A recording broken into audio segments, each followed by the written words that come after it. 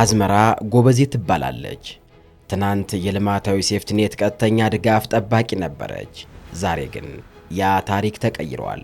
በከተማ አስተዳደሩ ያገኘችው ስልጠና የዕለት እርዳታን ከመጠበቅ አውጥቶ ሰርቼ መለወጥ እችላለሁ ወደሚል የጽናት ማማ ላይ አውጥቷታል።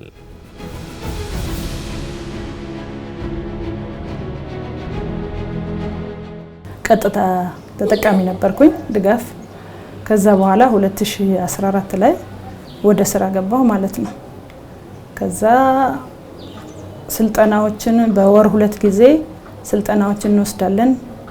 ከዛ በኋላ ደግሞ በመረጥኩት ዘርፍ በንግድ ማለት ነው ቴክኒክና ሙያ እዚህ ቱሉ ዲምቱ ፖሊቴክኒክ ኮሌጅ የ3 ቀን በንግድ ስልጠና ወስጃለሁ ማለት ነው።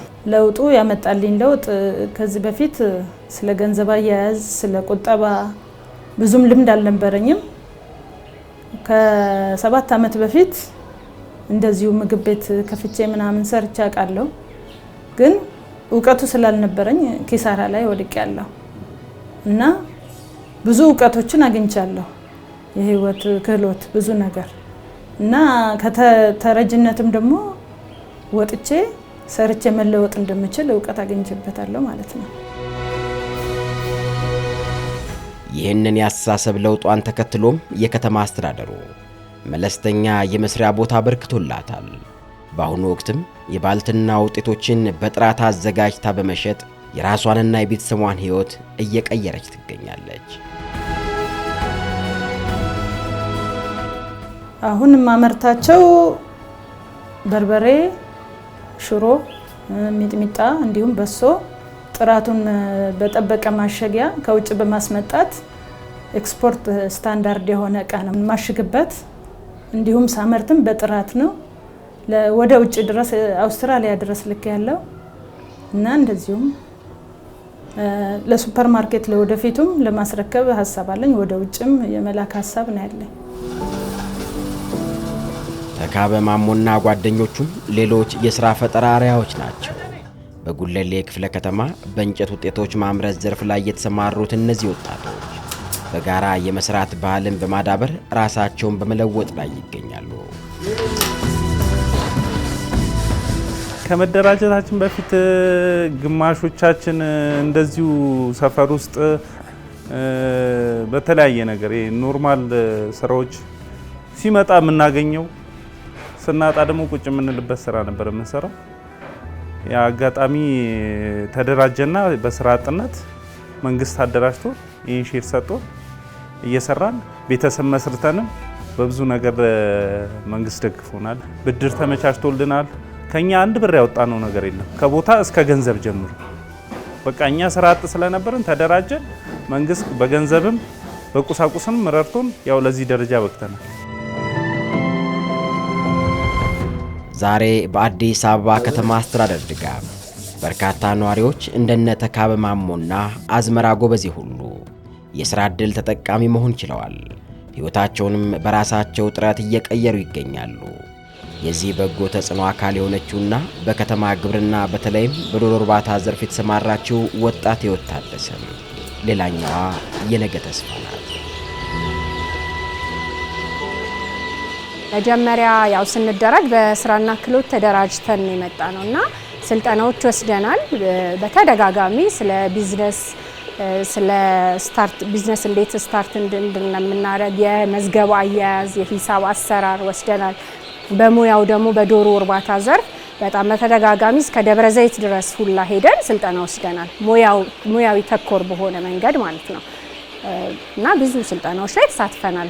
ያው ወረዳው በሚያመቻችልን እድል መሰረት እየሄድን በሴቶችም በግልም በሴቶችም ተጠርተን እኛ ከሴት አባላቶች የተለየ ስልጠናም ተሰጥቶናል። ወንዶቹንም ያካተተም ሆኖ ደግሞ ተደጋጋሚ ስልጠናዎችን ወስደናል። የከተማ አስተዳደሩ የሚያደርገው ተከታታይ ድጋፍና ክትትል ዛሬ ሌላ ትልቅ ፍሬ አፍርቷል። በማኑፋክቸሪንግ ዘርፍ በልብስ ስፌት ሥራ የተደራጁት እነዚህ ወጣቶችም የዚህ ማሳያዎች ናቸው። ትላንት የሥራ ዕድል ፈላጊ የነበሩት እነዚህ ብሩህ አምራቾች ዛሬ ላይ ግን የራሳቸውን ሕይወት መምራት ብቻ ሳይሆን ከራሳቸው አልፈው ለሌሎች ወገኖቻቸውም የሥራ ዕድል በር ከፋች መሆን ችለዋል። የነበረን የራሳችን የሆነ የእምቅ ችሎታ ነበረ። እሱን እምቅ ችሎታችንን በዚህ ተደራጅተን ቦታ ተሰጥቶን አበረታቻ ድጋፍ ተደርጎልን ወደ ስራ እንድንገባ ተደርገናል። በዚህ 3 ዓመት ውስጥ እንግዲህ ለውጥ ብለን የምናየው እኛ ምንድነው? አንደኛ ስንጀምር የነበረን ካፒታል ያው እያደገ በፊክስድ አሴት በማሽን ቢሆን እያደገ እዚህ ጋር ደርሰናል። እኛ መጀመሪያ ለራሳችን ስራ ተፈጠራለን። ከዛ በኋላ ግን ከ5 ከ6 በላይ ልጆችን ወደ ስራ አስገብተን እኛም የስራ ዕድል ከራሳችን አልፈን ስራ ዕድል ፈጥረን እየተንቀሳቀስን ያለን። ስኬቱ የጥቂቶች ብቻ አይደለም፣ የበርካታ ታጋሽና ታታሪ ነዋሪዎች እንጂ። ዛሬ በርካታ ዜጎች የተፈጠሩላቸውን ምቹ ሁኔታዎች በአግባቡ በመጠቀም በግልም ሆነ በማህበር ተደራጅተው የስኬትን ማማ እየረገጡ ነው። ትልቁ ስኬታቸው ግን ራሳቸውን መለወጣቸው ብቻ አይደለም፣ ለሌሎች ወገኖቻቸውም ሰፊ የሥራ ዕድል መፍጠር መቻላቸው ነው። ስንደራጅ 4 ሰው ነበርን። ከ4ቱ ሰዎች እየተጠናከረን በስራችን 120 ሰራተኛ አለን እና እየሰራን ነው። አሪፍ ነው፣ እግዚአብሔር ይመስገን። ለመርካቶ ለአጠና ተራ እያቀረብን ያለነው እቃችንን።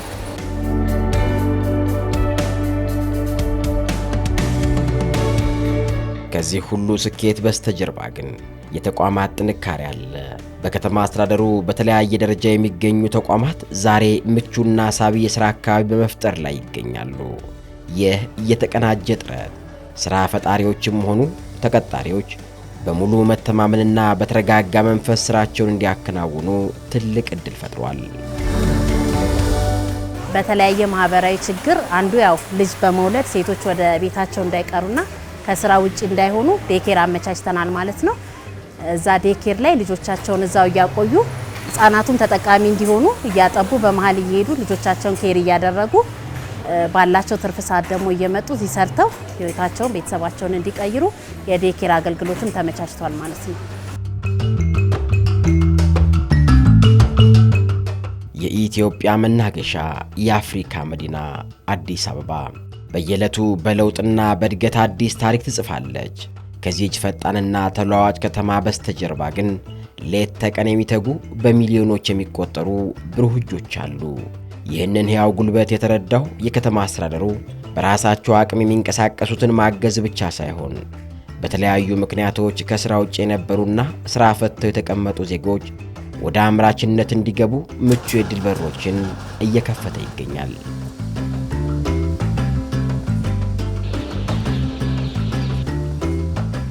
በአዲስ አበባ ዩኒቨርሲቲም እንዲሁም በውጭም የልማት አጋሮች ድጋፍ አዲስ አበባ ከተማ በየዓመቱ የሚኖራትን የስራ ጸጋዎችን የመለየት ስራ እና የስራ ስምርቱ ደግሞ ያን ታሳቢ ባደረገ መልኩ እንዲሆን ነው ለማድረግ የተሞከረውና ከዚህ መነሻ ለምሳሌ 15 ኮሌጆች አሉን በከተማ ውስጥ።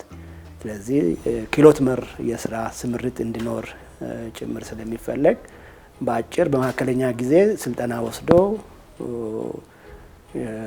በአመለካከት ደረጃም ስራን የማማርጡ ስራን በርቶ እስከሰሩ ድረስ ወደ ውጤት መቀየር እንደሚችሉ እድሎችን ለይቶ ማወቅ የሚችሉበትን አስተሳሰብ የመቅረጽ ስራ የሊል ስልጠና የምንለው እንደገና ደግሞ በቴክኒክ ስልጠናም በሚሰማሩበት የስራ ዘርፎች ላይ ሊያሰራቸው የሚችል የቴክኒክ እውቀት እንዲኖራቸው ክህሎት እንዲኖራቸው ለማድረግ የሚያስችሉ ስራዎችን የመለየት ስራዎች ናቸው የተሰሩት። ይህ ሁሉ ጥረትና ድጋፍ ደግሞ በባዶ ሜዳ አልቀረም። በተጨባጭ ቁጥሮች የተደገፈ ውጤት አስመዝግቧል እንጂ 350 ሺህ ስራ ዕድል ለመፍጠር ነበረ እቅዳችን። አሁን 370 ሺህ ስራ ዕድል ነው፣ ከ100% በላይ ነው ያሳካነው ማለት ነው። ይሄ ቋሚ ብዬ ቅድም ያልኩት የስራ ዕድልን የሚያካትት ነው። በግብርና፣ በማኑፋክቸሪንግ፣ በኮንስትራክሽን እና በአግሪካልቸር ዘርፎች ማለት ነው። የአስተዳደሩ ስትራቴጂ ስራ አጦችን ከስራ ጋር በማገናኘት ብቻ አይወሰንም። ከዚያ ይልቅ የዜጎችን ክህሎት ማሳደግን፣ የፋይናንስ አቅም መገንባትን፣ ምቹ የሥራ ቦታ ማመቻቸትንና አስተማማኝ የገበያ ትስስር መፍጠርን ያካተተ የተሟላ ፓኬጅ ነው። ይህ የተቀናጀ ጥረት በተለይም በማኑፋክቸሪንግ፣ በከተማ ግብርና፣ በኮንስትራክሽን፣ በንግድና አገልግሎት ዘርፎች ላይ ሰፊ የሥራ ዕድል በማስገኘት በሚሊዮኖች የሚቆጠሩ ሰዎችን ሕይወት መቀየር ችሏል።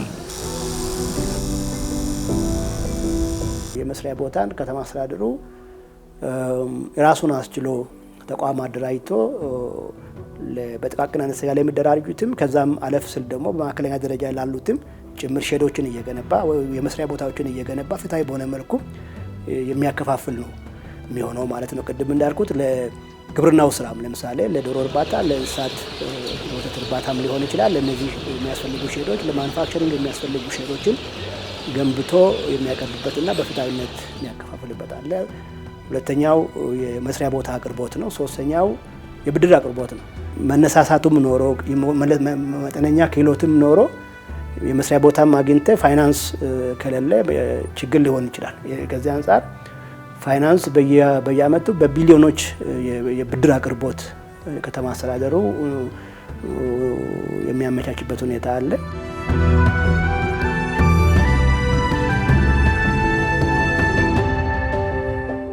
የሚፈልጉት ሙያ የሚፈልጉት ዘርፍ ላይ በእንጨት የሚፈልገውን በእንጨት፣ በብረት፣ በንግድ፣ በከተማ ግብርና ዘርፎች አሉ ማለት ነው። ይሄ ለቴክኒክና ሙያ ዝርዝር እንልካለን። የቴክኒካል ስልጠና ከሰለጠኑ በኋላ የክህሎት ስልጠና ደግሞ በዛው ስልጠናውን ይወስዳሉ። ይህን ስልጠና አጠቃላይ ከጨረሱ በኋላ ሰርቲፋይድ ናቸው ብሎ ሲኦሲም ጭምር ይወስዱና ያን ሲኦሲ ያቀርባሉ። አጠቃላይ የሚያስፈልገውን ዶክሜንት ካቀረቡ በኋላ ክፍለ ከተማውና ወረዳ በጋራ በመሆን የተዘጋጁ የመስሪያ ቦታዎች ላይ እንደየስራ ዘርፋቸው እንደመረጡት የስራ አይነት 5 ሰውም 10 ሰው እንደ ካሬው ስፋት ለስራው መጠን ይገባሉ ወደ ስራ ማለት ነው። ወደ ስራ ከመግባታቸው በፊት ለስራ የሚያስፈልጉ ማቴሪያሎች የሊዝ ማሽን ብድር በገንዘብም ማሽን ገዝቶ የሚያቀርብም ተቋማት ጋር ትስስር ይፈጠርላቸዋል ማለት ነው። በዛ በተፈጠረላቸው ትስስር መሰረት ስራቸውን ይጀምራሉ። ስራን በእውቀትና በክህሎት መምራት ዘላቂነቱ አስተማማኝ ነው። ይህንን መርህ መሰረት በማድረግ የስራና ክህሎት ቢሮ ከመንግስትና ከግል ቴክኒክና ሙያ ኮሌጆች ጋር በቅንጅት እየሰራ ይገኛል። ዓላማውም ስራ የሚፈጠርላቸው ነዋሪዎች ወደ ተግባር ከመግባታቸው በፊት ተገቢውን የጽንሰ ሐሳብና የተግባር ስልጠና አግኝተው እንዲበቁ ማድረግ ነው።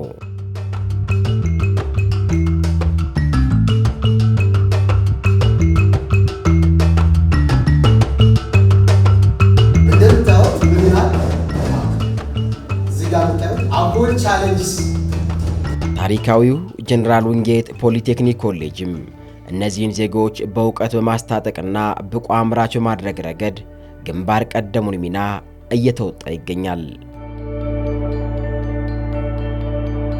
እንደ ጀነራል ዊንጌት በ11 የስልጠና ዘርፍ ከ40 በላይ በሚሆኑ የሙያ ዘርፎች በመደበኛና በረጅም ጊዜ ስልጠናዎችን እየሰጠን እንገኛለን። 11 በኤሌክትሮ ኦልሞስት በ6 የሚሆኑት በዞኒንግ ወይም ደግሞ አዲስ ከተማ አስተዳደሩ በዞኒንግ ከለያቸው 6 ስልጠና ዘርፎች ኤሌክትሪካል ኤሌክትሮኒክስ፣ አውቶሞቲቭ ቴክኖሎጂ፣ ሆቴል ኤንድ ሆስፒታሊቲ፣ በእነዚህ በኮንስትራክሽን እና አውቶሞቲቭ ውድወርክ እና በሜታል ማኒፋክቸሪንግ ላይ በመደበኛነት 5 በሚሆኑት የሙያ ዘርፎች የስልጠና ዘርፎች ደግሞ በኮመን እየሰጠን እንገኛለን። ቢዝነስ፣ አይሲቲ፣ አርባን አግሪካልቸር፣ ፊዚኮ ኬሚካል እነዚህም በኮመን ስልጠናዎችን እየሰጠን እንገኛለን። በእነዚህ ውስጥ ግን ብዙ ሙያዎች አሉ። በአጫጭርም በረጅም ጊዜ ስልጠናዎችን እየሰጠን እንገኛለን። እንግዲህ 2 አይነት ሞዳሊቲ ነው ያለን። አንደኛው የረጅም ጊዜ የምንለው ያ ማለት ከ3 ወርና ከዛ በላይ ያሉ ወይም ደግሞ የደረጃ ሰልጣኞች አሉ። እሱም መንግስት ወይም ደግሞ ስራና ክህሎት ሚኒስቴር በሚያወጣው የመስፈርት ያንን የሚያሟሉ ከደረጃ 1 እስከ ደረጃ 5 ድረስ ስልጠናዎችን እንሰጣለን። አንድ እሱን ያሟላት የሚችል ነው። ሁለተኛው ደግሞ በአጭር ጊዜ ስልጠና ያሉት ከ3 ወርና ከዛ በታች ያሉ ስልጠናዎች በግልም መጥቶ መሰልጠን ይችላሉ። በግል እንደ ግለሰብ መጥቶ መሰልጠን ይችላል። በተወሰነ የትንሽ ሼር የሚያረጋት ካውጭ አለች። ከዛ ውጪ ደግሞ በወረዳዎችና ክፍለ ከተሞች ያሉ የስራና ክህሎት ቢሮ አሉ። እነሱ አደራጅቷቸው ይመጣሉ። ያንን ስልጠና ያለምንም ክፍያ ኮሌጁ እየሰጠ ይገኛል። በየደረጃው የሚሰጡት የረጅምና ያጫጭር ጊዜ ስልጠናዎች እንዲሁ በክላስ ውስጥ ብቻ የሚቀሩ አይደሉም። በልዩ ትኩረት በተግባር ስልጠናም ይታገዛሉ። እያንዳንዱ ሰልጣኝ ነገ ወደ ስራው ዓለም ሲሰማራ ያለምንም ግራ መጋባት በቀጥታ ማምረትና መለወጥ እንዲችል እጆቹን በጥበብና በተግባር የማለማመድ ስልትን በግንባር ቀደምነት እየተገበረ ነው። ስልጠናው የራሱ ስትራቴጂ አለው። ስትራቴጂው 70-30 ነው። 70-30 ብለን ስንል በኮሌጃችን ውስጥ 30% በኖሌጅ ፓርት የሚመዘኑበት ሆኖ 40% ደግሞ በፕራክቲካል ፓርት ወይ ደግሞ በተግባር የሚሰለጥኑ ስልጠና ነው የሚሆነው። የተቀረው ደግሞ የትብብር ስልጠና ይወጡና እዛ ከ30 ይያዝላቸዋል። የዚሁ ተግባር ተኮር አካሄድ ትልቁ ምስክሮች ደግሞ ሰልጣኞች ራሳቸው ናቸው። በኮሌጅ ውስጥ የሚያሳልፉት የእጅ በእጅ የተግባር ስልጠና ውስጣዊ በራስ መተማመናቸውን ከመገንባቱም በላይ በስራው ዓለም ላይ የተሻለ ውጤታማና ተወዳዳሪ እንዳደረጋቸው ይመሰክራሉ። 12ኛ ክፍል ከጨረስኩኝ በኋላ ነው ወደዚህ ትምህርት ቤት የመጣሁት እና እዚህ ትምህርት ቤት ስመጣ ዲፓርትመንቶች ነበሩ እና ሳያቸው ሞር ከኔ እንትን ጋር ፐርፐዝ ጋር የሚገናኘው ዲፓርትመንት ይሄ ዲፓርትመንት ስለነበረ በዛ ሰዓት ላይ ይሄኛውን መረጥኩኝ። ይሄ ዲፓርትመንት ከገባሁኝ በኋላ በጣም ብዙ ነገር አግኝቼበታለሁ። ለምሳሌ አሁን ይሄኛው ዲፓርትመንት ሙሉ ለሙሉ የሚያጠናው ፊዚካል እና ኬሚካል የሆኑ ቴስት ለማድረግ በፊዚካል እና በኬሚካል በኩል እንትኖችን አናላይዝ ማድረግ ወይም ደግሞ ቴስት ማድረግ ነው እና በተጨማሪ ደግሞ እዚህ የምናመርታቸው ምርቶች አሉ። ለምሳሌ ላርጎ፣ ዲቶል፣ በረኪና አምርተናል። ከመምህራኖቻችን ጋር ሆነን ያመረትናቸው ምርቶች አሉ። እንደገና ደግሞ ለኛ የሚጠቅመን ወደፊት በራሳችን እንስራ ብለን ብናስብ ኮስሞ፣ የተለያዩ የኮስሞቲክስ እቃዎችን፣ ዲተርጀንቶችን፣ የተለያዩ ነገሮችን በኬሚካልም በፊዚካልም ቴስት ማድረግ እንችላለን።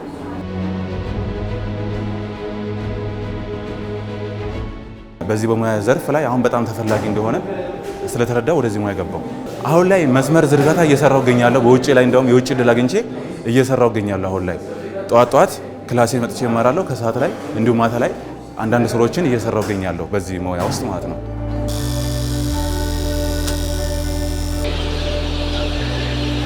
ለመደራጀት የሚያስፈልጉ ቅድመ ሁኔታዎች አሉ። እነዛን ነገሮች ወረዳ ላይ ሄደው አማክረዋቸው ተደራጅተው እንደዚህ አይነት እድል ይገኝና እንደዚህ መስሪያ ቦታ ከተገኘ ለነሱ ቢሰጣቸው እና ጠንክረው እንዲሰሩ ነው መመክረው። ማለት ምንም ስልጠናም በዛው በወረዳው ማግኘት ይችላሉ። ሙያዊም የሆነ ስልጠና ይሰጣል። እንዴትም ቢዝነስ መጀመር እንዳለባቸው ሁሉንም በስራና ክህሎት ስለሚሰጥ ያንን እድል ቢጠቀሙበት ነው የምለው። እድሉ ለጥቂቶች ብቻ እየተከፈተ አይደለም። የመስራት የመለወጥና የማደግ ፍላጎት ያለው እድሜው ከ18 እስከ 60 ዓመት የሆነ ማንኛውም የከተማዋ ነዋሪ የዚህ እድል ተጠቃሚ መሆን ይችላል። ዛሬ በአዲስ አበባ እየተፈጠሩ ያሉትን ምቹ ሁኔታዎች በአግባቡ በመጠቀም የራሳቸውን የሥራ ምዕራፍ ለመጀመርና የነገውን ውብ ሕይወት ለመቅረጽ መንገዱ ሁልጊዜም ክፍት ነው። ሂደቱ የሚጀምረው ከስልጠና ነው። ኖርማሊ የአዲስ አበባ መታወቂያ ማንዳቶሪ ነው። እሱን ይዘው ይመጣሉ። ነዋሪ መሆናቸውን ማረጋገጥ ስላለብን ያንን ይዘው ሲመጡ ስራ አጥ መሆናቸውን የስራ አጥ መለያ ካርድ አለች፣ እሷን እንሰጣቸውና በሚፈልጉት ዘርፍ ስልጠና እንዲገቡ ይደረጋል። ስልጠናውን የከተማ አስተዳደሩ ነው ያመቻቸው። በነፃ ስልጠናውን ያገኛሉ። ሲኦሲና ተፈትነው ሲኦሲና ሰርቲፊኬት ከተሰጣቸው በኋላ በዛ ዘርፍ የመስሪያ ቦታ ተመቻችቶላቸው እንዲደራጁ እናደርጋለን ማለት ነው። የአዲስ አበባ የሥራ ዕድል ፈጠራ ጉዞ ከከተማዋ ነዋሪዎች ቁጥር አንጻር ገና ብዙ መስራትን የሚጠይቅ መሆኑ አይካድም። ይሁን እንጂ እስካሁን የተመዘገቡት ስኬቶች የነገዋን ተስፋ ሻማ በደመቀ ሁኔታ አብርተዋል። እያንዳንዱ እዚህ ምድር ላይ የሚፈጠር አዲስ የሥራ ዕድል የአንድን ዜጋ ሕይወት ከመቀየር ባለፈ የከተማዋን ብሎም የሀገራችንን የኢኮኖሚ መሠረት በጽኑ የሚያጠናክር ሕያው ምሰሶ ነው። አዲስ አበባ በትጋት በክህሎትና በፈጠራ የታገዘ ጉዞዋን አጠናክራ በመቀጠል ወደ ላቀ ከፍታ መጓዟን ትቀጥላለች።